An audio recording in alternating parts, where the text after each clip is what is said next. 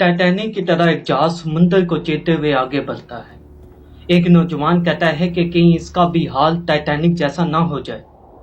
3 साइंसदान Iceland में तहकीकात कर रहे होते हैं।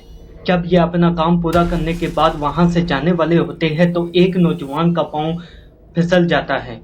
वो नीचे गिरता है तो अपने सामने देखता है बर्फ के अंदर छुपी हुई मौत। वो देखता है कि बर्फ के अंदर एक डायनासोर टी-रेक्स जमा हुआ है। वो कहता है कि इससे बड़ी दरियाफत आज से पहले कभी भी नहीं हुई। लेकिन वो इसका सैंपल लेने के लिए बर्फ तोड़ता है तो अचानक डायनासोर आंख खोलता है और फिर वो बर्फ तोड़कर बाहर आ जाता है। नौजवान हैरान हो जाता है कि ऐसा मुमकिन नहीं, ये जिंदा है। फिर नौजवान अपनी जान बचाने के लिए भागता है, लेकिन भागना इसे फायदा नहीं देता। डायनासोर अब बाहर आ गया है और अपने सामने देखता है